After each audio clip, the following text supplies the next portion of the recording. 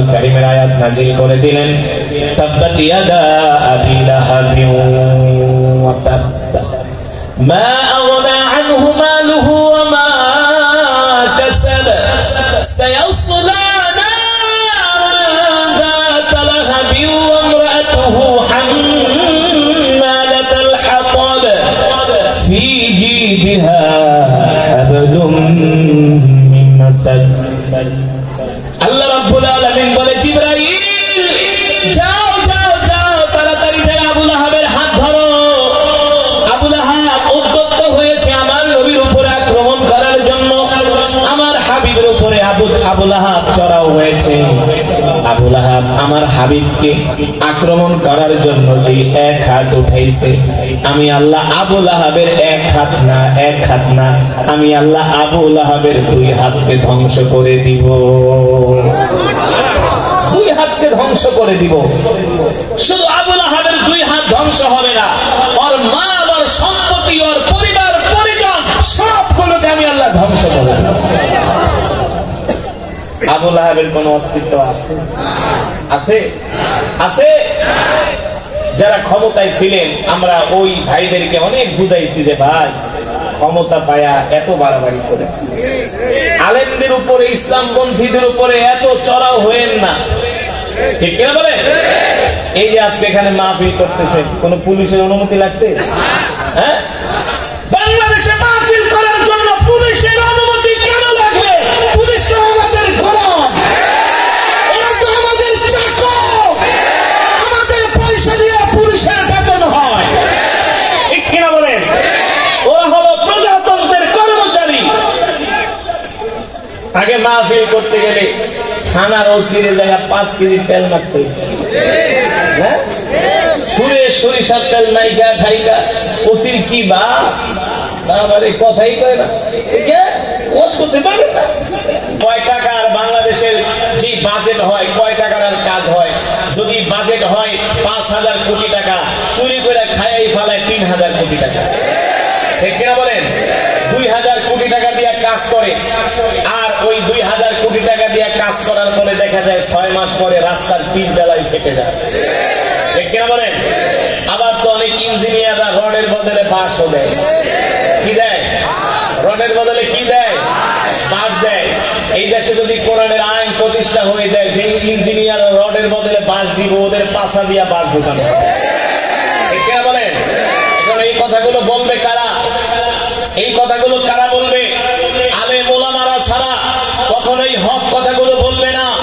যারা এই রাষ্ট্র পরিচালনা করে, এই 50 বছর 55 বছরে যারা এই রাষ্ট্র ক্ষমতায় এসেছে, তারাই চুরি আর বাটপারি আর দুর্নীতি করেছে, ঠিক কিনা বলেন? যারাই এই বাংলাদেশের নেতৃত্ব দেখ না কেন, যারাই বাংলাদেশের রাষ্ট্র ক্ষমতায় আসুক না কেন, কোরআন দিয়ে যদি রাষ্ট্র পরিচালনা করা না হয়, এই দেশ তাদের হাতে নিরাপদ নয়, এই দেশের সার্বভৌমত্ব তাদের হাতে নিরাপদ নয়, এদেশের জনগণের জান মাল তাদের হাতে নিরাপদ নয়। একদল খেয়ে গেছে, আর একদল খাওয়ার জন্য বসে থাকবে, এটাই চরম বাস্তবতা।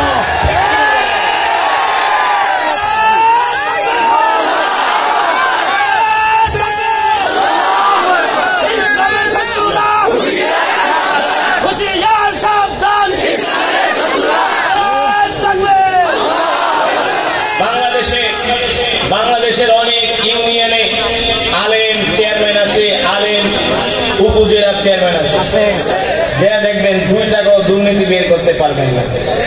হ্যাঁ, লক্ষ্মীপুরের কমলনগরে একজন উপজেলা চেয়ারম্যান আছে, তার নাম হলো মাওলানা খালেদ সাইফুল্লাহ। নাম শুনছেন? নাম কি? মাওলানা খালেদ সাইফুল্লাহ।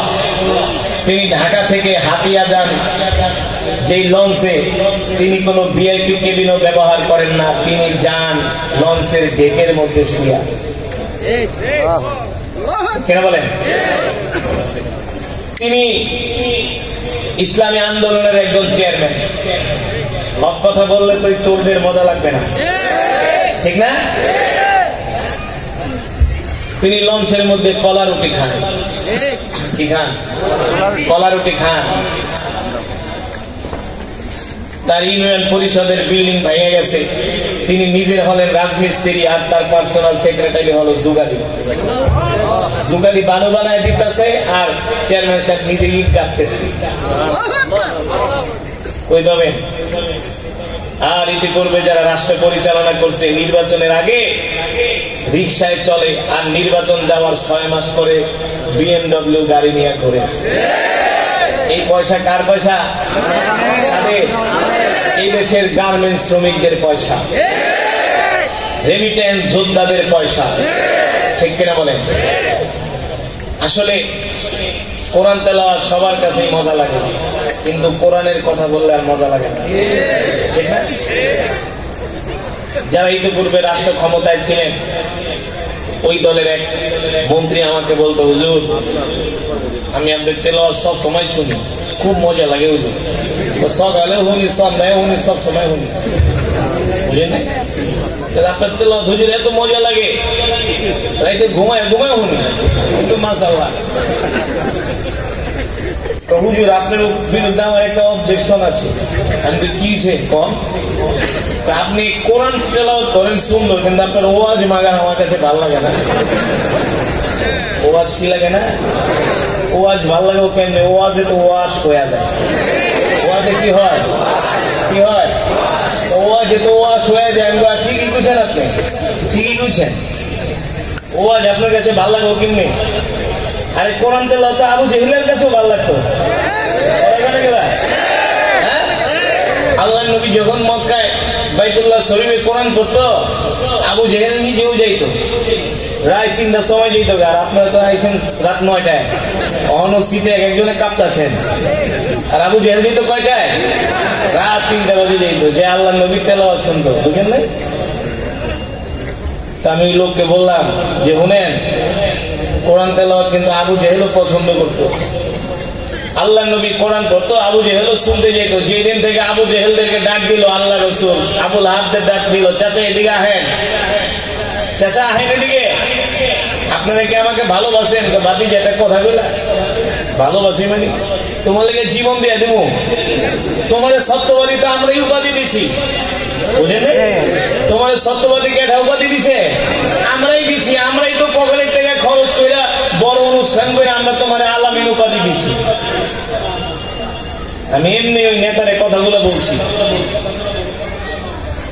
আল্লাহ নবী যখন আবুল হাবকে ডাক দেয়, বলছে চাচা আপনি আমাকে কতটুকু বিশ্বাস করেন?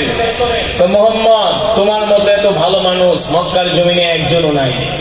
সুবহানাল্লাহ বলেন। আল্লাহ নবী বললেন, চাচা আমি যদি বলি এই পাহাড়ের পিছনে একদল ডাকাত লুকায় আছে, একটু পরে বাড়ি ঘরে ঢুকে হামলা করবো, টাকা পয়সা সব লয়ে দিব, আমার কথা কি বিশ্বাস করবেন? তো বাদি যে একটা কথা কইলা, তোমার তো আমরা আলামিনই মনে করি, তুমি তো সাদিকুল আমিন। কি বলো না বলো, তোমার বিশ্বাস করি না মানে? আল্লাহ নবী বললেন, চাচা যদি বিশ্বাস করেন তাইলে এতদিন পর্যন্ত যে মূর্তি পূজা করছেন এগুলো ছাইরা এক আল্লাহর প্রতি ঈমান আনেন। এই কথা কওয়ার পরে তো আবুল হাব চিতে গেছে। হ্যাঁ, আবুল হাবও কিন্তু আল্লাহ রাসূলের তেলাওয়াত শুনতে যেত, ঠিক কিনা বলো? যেত কি যেত না? আবু জেহেল নিজেও আল্লাহ রাসূলের তেলাওয়াত শুনতে যেত। আল্লাহ নবী এখন বললেন, ও মক্কাবাসীরা, একদল ডাকাত পাহাড়ের পিছনে লুকিয়ে আছে, একটু পরে তোমাদের লোকালয়ে হামলা করবে, তোমাদের অর্থগুলো ছিনিয়ে নিবে, তোমাদের জান মালের ব্যাপক ক্ষতি হবে। তোমরা আমার কথা বিশ্বাস করবা কিনা? মক্কার কাফেররা বলল, মুহাম্মদ আমরা তোমাকে আল আমিন মনে করি, তুমি কোনোদিন মিথ্যা বলো না, তুমি মানুষের উপকার করো, তুমি মানুষের কল্যাণের জন্য কাজ করো মুহাম্মদ। আল্লাহ নবী বললেন, ও মক্কাবাসীরা, যদি তোমরা আমার কথা বিশ্বাস করো তাহলে আমি আল্লাহর পয়গম্বর মুহাম্মদ সাল্লাল্লাহু আলাইহি সাল্লাম ঘোষণা করতেছি, আজ থেকে তোমরা এক আল্লাহর প্রতি ঈমান আনো, এক আল্লাহকে বিশ্বাস করো। এই কথা বলার পরে আবু লাহাব, তিনি ছিলেন বদমেজাজি মানুষ, তিনি ছিলেন বদ স্বভাবের মানুষ। তিনি বললেন, তাব্বাল্লাকা ইয়া মুহাম্মদ ফালিহাদা লিজামাতানা, ও মুহাম্মদ তুমি কি এই কারণে আমাদেরকে এখানে ডেকেছো? এই কথা বলে আবুল আহাব আমার নবীকে আক্রমণ করার জন্য তার ডান হাত উঠায়া আল্লাহর নবীর দিকে নেওয়া শুরু করলো। আল্লাহ তাআলা